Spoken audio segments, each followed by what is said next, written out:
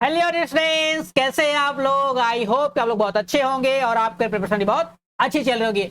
आज के इस न्यू सेशन में हम बात करेंगे पटवारी 2017 का सवाल। जितने भी स्टूडेंट व्यापम की तैयारी कर रहे हैं या स्टेट गवर्नमेंट की तैयारी करते हैं गवर्नमेंट जॉब के लिए, उनके लिए बहुत ही अच्छा ये सेशन होने वाला है। ध्यान से देखिए सवाल कैसे पूछा जाता है और सवाल कैसे आपको बेवकूफ बनाता है, ये भी हम ध्यान से देखेंगे। सवाल आपसे जो पूछा गया है वो ये है, 1 का स्क्वायर, 2 का स्क्वायर, 3 का स्क्वायर, ऐसे करके 216 के स्क्वायर में ऐसे कितने प्रतिशत संख्याएं आएंगे जिनके लास्ट में यानी कि यूनिट डिजिट कितना आना चाहिए, 2 आना चाहिए। बेवकूफ बनाने वाला सवाल है। अगर कॉन्सेप्ट पता होगा तो 2 सेकंड में सवाल का आंसर दे सकते थे।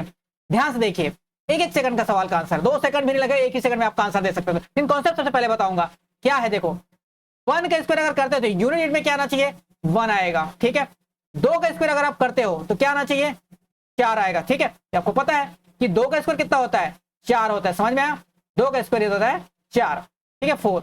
वैसे ही आप अगर 3 का स्क्वायर करते हो तो कितना आ जाता है, आप बोलो सर 9 आ जाएगा, बहुत बढ़िया। 4 का स्क्वायर अगर करते हो तो यूनिट डिजिट कितना आएगा, 4 का स्क्वायर होता है 16, यानी कि लास्ट में कितना आना चाहिए, 6 आना चाहिए।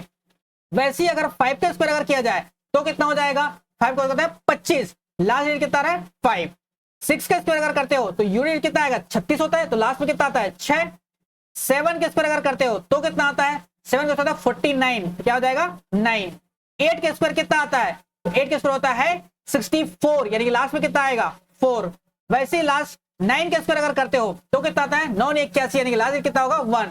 अगर आप 10 के स्क्वायर यानी कि 0 के स्क्वायर अगर करते हो तो 0 ही आएगा।